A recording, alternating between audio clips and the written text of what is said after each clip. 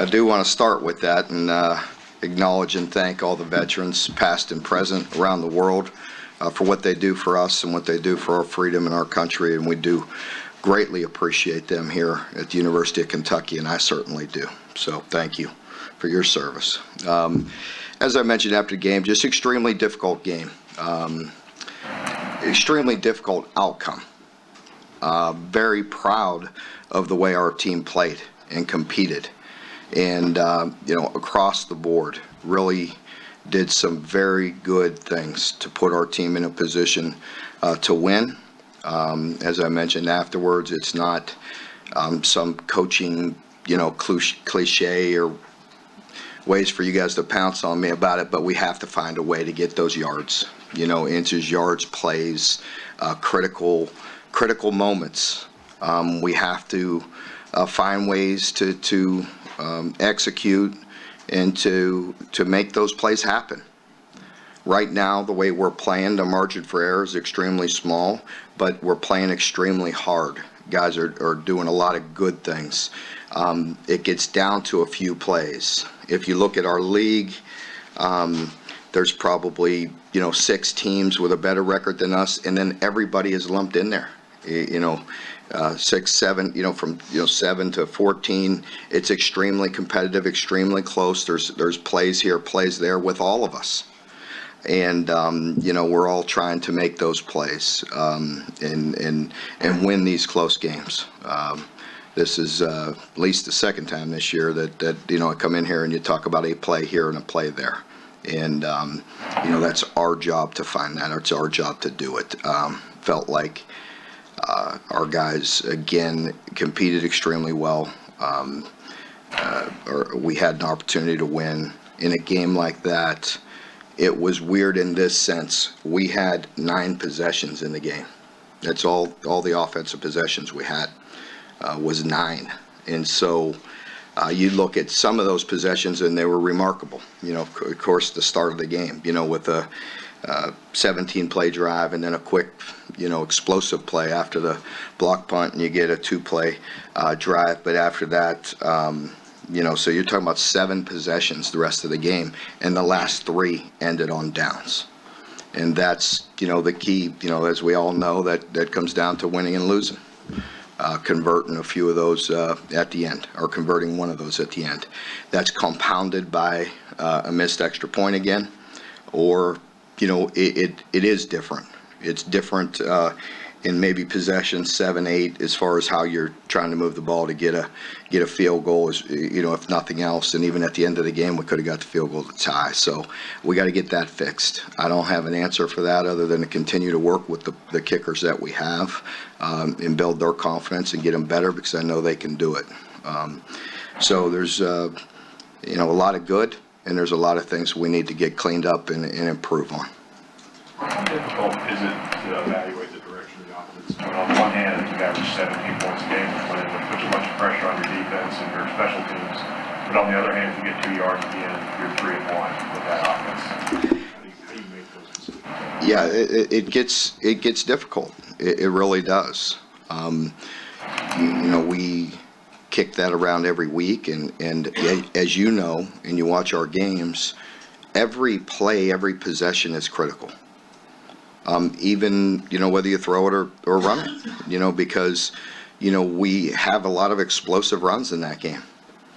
If you throw an incomplete pass, you're behind the chains, it gets tough, that balance. And, we are, confident in Lynn's throwing ability. I will say this, Tennessee's a good matchup with us right now because they are stout up front, as I mentioned, going into the game, and they've been covering very well. And they've been creating a lot of interceptions. So their back end has been playing well. I felt like, even you look at, possession 8, I think when we were stopped on downs, we have a shot there, for a huge play, a potential touchdown or a big gainer, and we miss it. We just miss it by a little bit. So I think every week we look at the best opportunity to win, and you look at a big portion of that game, and you just look at the drive chart, and it frustrates or baffles all of us how you lose a game like that. But you look at the possessions and you look at where we went, we had 1 3-and-out all day. And we only had 1 3-and-out. And that's the first half of the first possession of the second half. After that, we only have 3 more drives. We drive it for 9 plays, end zone downs. We drive it for another 9 plays, starting from our own 5-yard line. It goes all the way into Tennessee territory again. Overcome a holding call and essentially a 22-yard swing. And ends on downs again there. And then the last drive, you take it and it's a 12 plays and you end up on the 2-yard line. And so, that's tough to answer, right? So put yourself in these shoes. And, because that's a lot of good against a good, defensive team. It's just a matter of finding some explosive plays. And but it is a balance. It is something to think about. It's hard when you have 9 possessions in a game. It's a lot easier to say after the fact, hey, give Sawyer, three series. But every play, every series is so important. And again, with Lynn, we have been very effective. We've been moving the football. Mark, how hard would that be, though, when you're essentially running the wishbone, more or less, to then throw in a passing quarterback and start running the spread? How realistic is that? It is hard. However, we do work on our base offense all week, and Lynn does it as well. So if Lynn's not a quarterback, all of our players and the route running and everything is still there. A lot of the core of our offense is still there. Now, some of the unique plays built for Lynn are totally new. Just in terms of timing and all that, I would think it would be really hard to do. It is hard. It is. There's no question. There's no doubt about it. You have to, continue to build to your strengths and what you feel give you the best opportunity to win. When you can only take so many kind of aggressive shots offensively, does it also, when the margin of error is that thin, does that affect defensively how aggressive you want to play? No, I don't really think it is, because defensively we're really, we're trying to stop them every time. And, defensively it was frustrating. It was equally as frustrating because I felt like we played extremely well in so many cases. And then the frustration comes in on a certain amount of plays that really dictate the outcome of a game.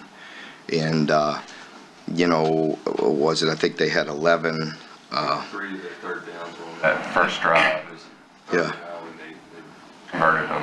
Yeah. Was there anything like theme to those plays? To which ones? On that first scoring drive, I think they had 3 third and longs they converted before getting. Yeah, well, we blitzed and played man, they beat us. We played zone, they beat us. They scrambled for one, if I'm not mistaken, which we didn't have we didn't execute the game up front. So we run the game up front correctly. I don't believe he scrambles for the first down on one of them. So, a few plays here and there. But, when you look at the defense, I want to say, what was it, 11 carries by the running backs for 37 yards? I mean, that's pretty good. You go into the game, you tell me beforehand that that's going to be the case. That's pretty effective. And the quarterback got out on a critical third down. He got out on a 3rd and long that it gave him better field positions on their first field goal, I want to say, which we were playing, far, back, right there, because we didn't want to give them a one-on-one. That they ended up winning later, with those wideouts. That's the last thing you want to do in that situation on a 3rd and extra long, is give up a jump ball to one of those dudes that could come down with it. And, we saw that, and, that again, we said it going into the game. You heard me talking about it. That was going to be a critical point in the game. The 50-50 balls of handling their wideouts. And really, to me, that was the difference. We played extremely well defensively. We gave up some 50-50 balls that they got every one of them. And, that obviously was, their points. Is it tough to prepare for that going into the game when you're kind of strapped at quarterback and both of your 50-50 wide receivers are injured? Yeah. I was going to use a word that I probably shouldn't. I'll get quoted on. You know what I mean? I'm going to use a different S word. It stinks. Talk about Vandy. Vandy is a team that, you know they're going to play extremely hard. You know they're going to be well coached. I know Coach Mason's going through a hard time right now, and again, it's just like all of us. The league is there's no mercy. Look around. You know, look around the league. It's hard on all of us, and but you know they're going to be well coached. You know, tremendous running back in Vaughn, and you know, very much building offense around him. He could hurt you running the ball, and also in receiving, that you've seen him make some extremely explosive plays in the screen game. Talented tight end and wide receiver. So, you know, and they're going to play extremely hard. I mean, look what they did. You know, I think they shocked everybody a few weeks back when Missouri was rolling and rolling darn good. And Vandy goes in there and plays exceptionally well. So it's every week. You better concentrate on yourself and get ready to play, because you expect a very hard-fought game from them. Mark, you mentioned that the middle of the pack is jumbled. So when you look at that, and think about going against Vanderbilt, how do you feel you match up against them defensively, or how they compare to you guys defensively? You know, it's about us. You know, and you know, it's about execution and doing these little things. You've seen the games, and it's not lip service. It comes down to several games, you know, several plays in every game, and whether you make them or not. Even if you go back to the Missouri game and you feel like we really pulled away from that game, but it really comes down to a couple big plays that got to that point, that was able to stretch it out a little bit. So you always got to expect, to be prepared for a tight game and make the plays when it matters. I expect nothing else except a hard-fought game. You know, I know Derek and his pride and the pride of that program, and I know him. He's going to coach him extremely hard and have him ready to play. Expect nothing less going in there. Is there an urgency with this week to try to get out in front of the bowl eligibility deal with not having to go into these last two games? You need 2 wins after this weekend? Yeah, every game, you know, to us, we feel like is extremely important, you know, and so, you know, no different in that regard. You know, we felt the urgency last week, and again, I can't fault our players. I really appreciate their preparation and you know, their attitude and the way they went about it. And you know, we got to all work together and pick ourselves up and go back, you know, go back at it. And y'all probably get tired of hearing me say that, but you look around. I have listened to a little bit of the news last night and other games or pro teams, and hear those pro coaches saying the same thing. I mean, what are you going to do? Those poor guys, they got to play, what, 18 games? That's rough, you know. So yeah, it's tough. When you say you're confident in Lynn's throwing abilities, passing, is he confident in his throwing ability? It seemed like there were some plays where they're called pass plays, but he took off running, which I don't blame him. He can really run the ball. And is there a fine line there? It is. You know, it's a tough balance there, truthfully, because Lynn really does have confidence in throwing ability and wants to throw it, and it probably at times, you know, wants to keep him more off balance, and we do as well. You know, you watch that game, and here's part of it. They didn't necessarily play a lot like Missouri, where they just completely loaded the box. You know, as I told you against Missouri, I felt like there were definitely pass plays there. The weather dictated it, and we were creating some explosive plays in the run game. So we didn't have to go to it as much by the way they were playing. Tennessee didn't go to that extreme. They mixed it in and did a nice job, but again, we created very explosive run plays. But they didn't just wholesale put everybody up there, you know, to just give us some, I should say, you know, give us the greater opportunity of throwing the ball, you know. So you have to see how teams play you, because those guys have been covering good. So a couple of those, you know, where we had some pass plays, it wasn't like he had quick game, you know, really free throws. And there's times where that takes, you know, a rhythm. It takes timing. It takes, you know, proper reads on the side, and he does a lot of things good. We just got to try to put him in the best position we can, and predictable pass is not the best situation to be in. But, you know, I will say that's where we've done a really good job of keeping people off balance when we are in third and medium. I want to say in this game, was it 2 or 3 at least 3 third and longs, or 2 third and longs, at least 1 third and medium, keeping them off balance with run game. converting them. So at least with the threat of throwing, it keeps them off balance there. So, at least we're keeping them honest in that regard. After the game on Saturday, Jordan Griffin said in the backfield, he felt like part of why he might have, or at least the secondary might have missed some of the 50-50 balls because he thought there was some miscommunication there. He said, you can tolerate a 50-50 ball, but you can't miscommunicate this point in the year. What do you guys do to make sure that you tighten that up with the last few games of the year? I can't really explain exactly which one he's talking about because there were some communication things that we were on his butt about during the game, but not on the 50-50 balls. In the 50-50 balls, he knew what was coming. He was lined up perfect, played it exceptionally well. He actually backed up, played outside. He knew exactly what play was coming, and he was perfect in his thought. And Coach Klink had him ready for it. It was perfect. He just missed a play. So, and the one on Eccles, I have to tip my hat to them. That throw and catch, the one that they initially ruled out, but then came in, that was a hard play to defend right there. Where that ball was thrown and the way he came in with that was an extremely nice play. That's two off the top of my head right there I was thinking of. And then Jamari, I felt like he needs to be more confident. We need to work on him. There was a couple that he had that we need to contest those further coming down. So there's zero communication on that. It's a matter of catching the ball, playing the ball and playing it to the ground. That's two right there. That's four. There was zero communication errors. But he might have been thinking of other things that we were on their butt about during the game. Yeah, Bryce and Ahmad will be back this week. I hope both of them will be back this week. We'll see.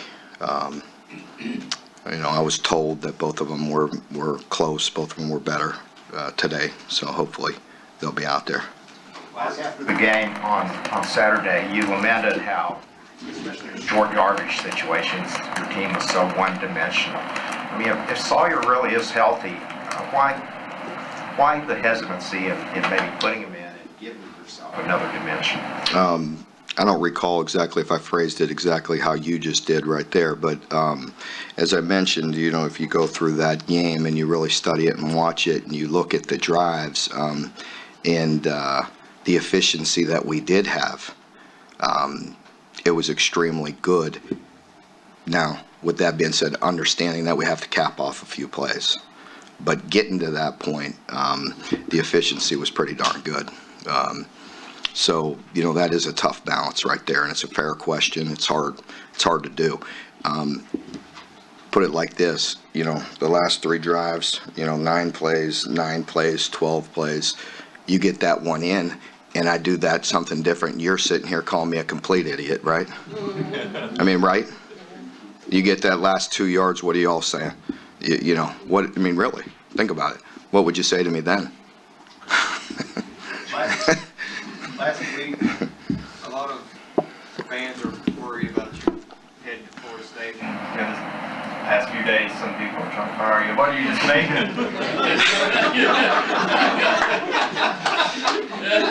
As I said last week, I guess it's better than the alternative, right? See, I never get too far in front of my skis. Trust me. Let's worry about Vandy. And that's all my concentration is. And our team was ready, and we'll get them ready again, and that's all it is. But yeah, you're right. That's the nature of this job. One minute they love you, the next week they're trying to run you out of here. And I am very thankful for the job I have. When you lose a tough game like that, it's obviously emotional. What do you say to a bunch of recruits who are coming in? I was so encouraged by the recruiting aspect of it. There were guys texting me afterwards till late in the evening and picking me up, and I was like, I can't tell you how much that means to me. I needed a little pickup right now, and guys were really encouraged. And this is a special group. It's a tight group, and I think their unity within the commits is affecting guys that are on the fringe. And I think we have a chance to really put a special class together. Mark, you said, as you said, when you lost a game like that, but you did a lot of good things, and fans, media, sometimes don't look at that. Who are some guys who played well, who stuck out to you on film? Yeah, that's a good question. I think, in general, you always look at Lynn, the way he plays and the heart and the soul that he plays with.